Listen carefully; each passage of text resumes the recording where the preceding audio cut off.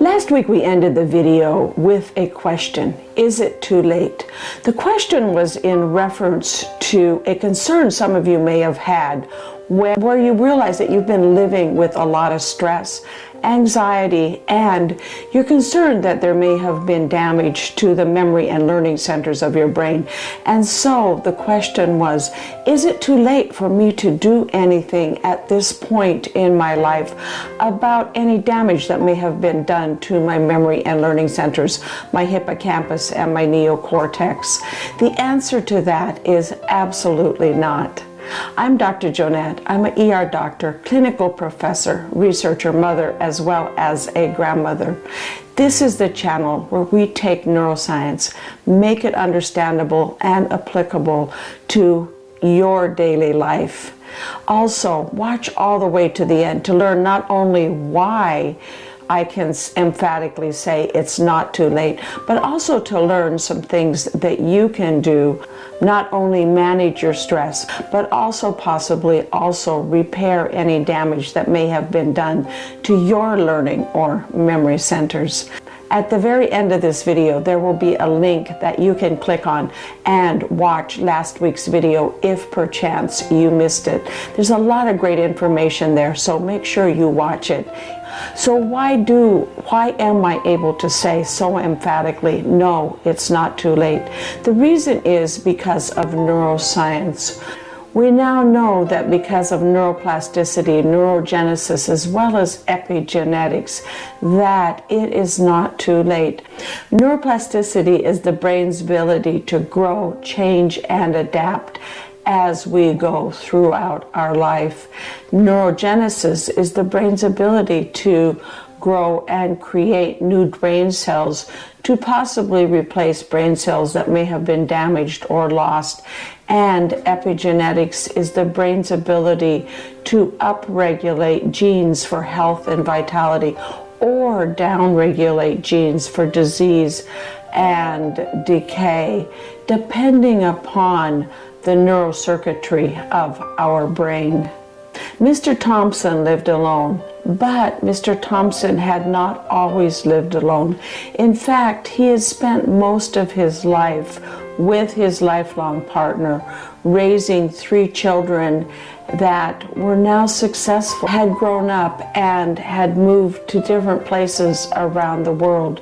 They had very little contact with Mr. Thompson, in part because of their daily lives and in part because of the differences in time zones. And Mr. Thompson's lifelong partner had passed away a few years ago, and as a result, he had seen a decline in not only his physical, but also his mental health. His body had become frail, his step was unsteady, and he seemed to have lost his strength and will to continue on. In addition to that, his mind was a mess of worried thoughts, concerns, anxieties, fears, and he had spent many sleepless nights because of all of his anxiety and worry. Jessica was a young girl who was at the beginning of her career, and however, she also experienced a lot of anxiety in her life.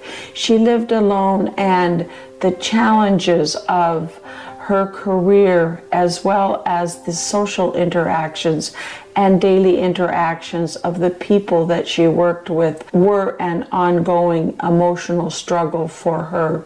The result was stress, anxiety, and also loneliness because she also lived alone. One day when Jessica was walking home from work, she noticed up ahead of her on the sidewalk an elderly gentleman slowly making his way down the sidewalk with a heavy bag of groceries. She quickly caught up to him and went to pass him, but something told her to pause. As she paused briefly, she glanced at his face, noting there the sadness, the loneliness, and the worry. Something within her caused her to reach out to Mr. Thompson and ask him if she could carry his bag of groceries home for him. Mr. Thompson, surprised that a total stranger had stopped and was offering to help him, momentarily was surprised, but then he looked at her kindly eyes and said, "Yes, please," and handed her his bag of groceries. As Jessica carried his bag of groceries home, they struck up a conversation that was the first of many conversations over the next months and even years. After work, Jessica would often stop by his apartment, help him with his daily chores, as well as spend time talking with him. And in return, Mr. Thompson would share with Jessica his wisdom, his knowledge, and his life. As the weeks turned into months and then into years, Mr. Thompson's health improved. His gait became more steady, and after many months, him and Jessica were able to take walks together as they explored the neighborhoods of the city. And in addition to that, his mind became sharp as he shared his memories and his wisdom with Jessica, helping her navigate the daily struggle that she faced in her interactions in her career and at work. It also helped her calm her anxieties and develop resilience as well as a growth mindset as she found her purpose. Then, at a point where it seemed like their friendship might go on forever,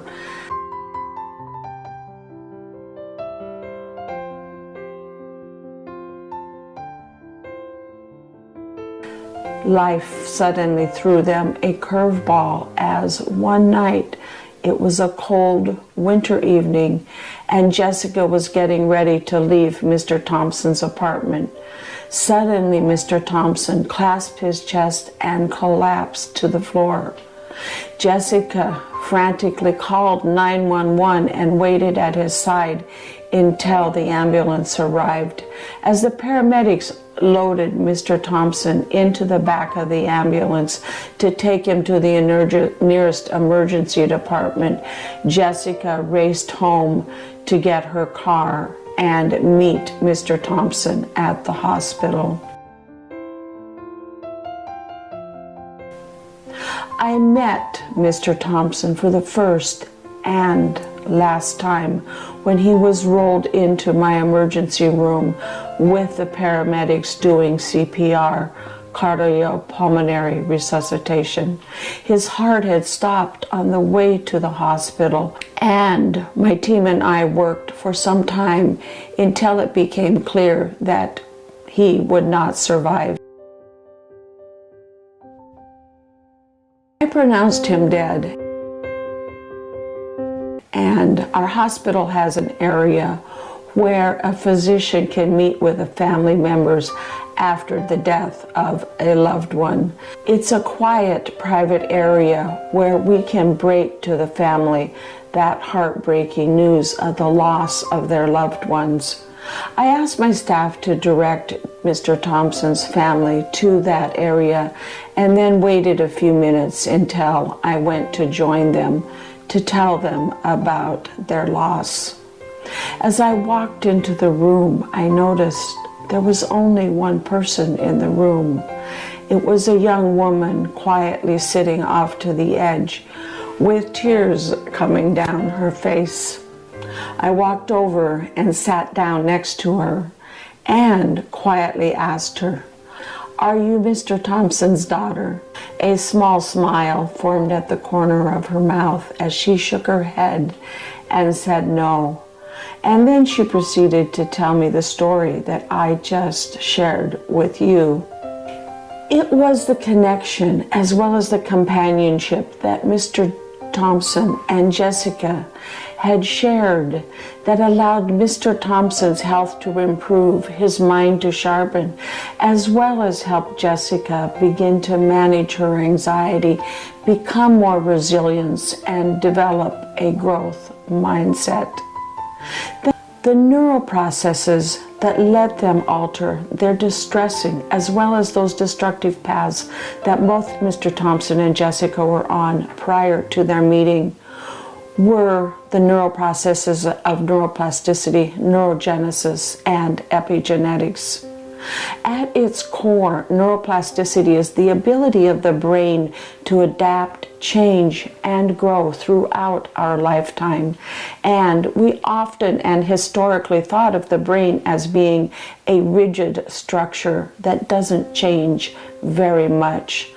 However, our brain is more like clay, constantly changing and remolding itself as it forms new connections between the neurons and new neural pathways throughout the course of our life. All of our thoughts, our emotions, our behaviors, as well as our experiences, all are constantly reshaping and reforming our brain with those new neural connections. And it's this remarkable ability that lets our brain not only change and adapt, as well as recover to a injury, say a stroke or physical injury, but it's also this remarkable ability that lets us learn new things like a foreign language or how to play an instrument. However, most importantly, it is the key to how we can learn to respond in a more resilient and adaptive way to the emotional challenges, our anxieties, and our stresses that we experience throughout our daily lives. Jessica's conversations with Mr. Thompson, as he shared his life experiences, his wisdom, as well as his advice with her, helped her then direct her thoughts as well as her behaviors to influence the very structure and function of her brain. It let her create new neural pathways, new neural connections that then led to her developing a more resilient and adaptive response to her life challenges. In addition, it was those social interactions, the help and support that Jessica gave Mr. Thompson that gave his life purpose and let him rewire his brain for improved physical health as well as mental well-being. It was those new neural connections that then let him upregulate his genes using epigenetics to improve his life, to give him back his health as well as his vitality and his mental sharpness and alertness.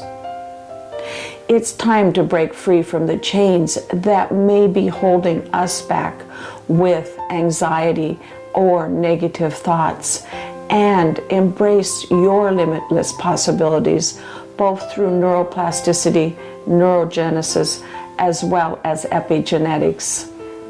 Thank you for subscribing, and don't forget to hit the notification bell so that you can stay updated on any future episodes of this enlightening series.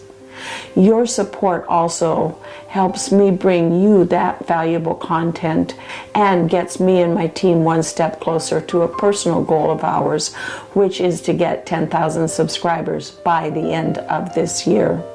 For more valuable insights as well as resources, thank you for going to my website at drjonette.com. Are you ready to unleash the power that you have contained within your brain as well as your body?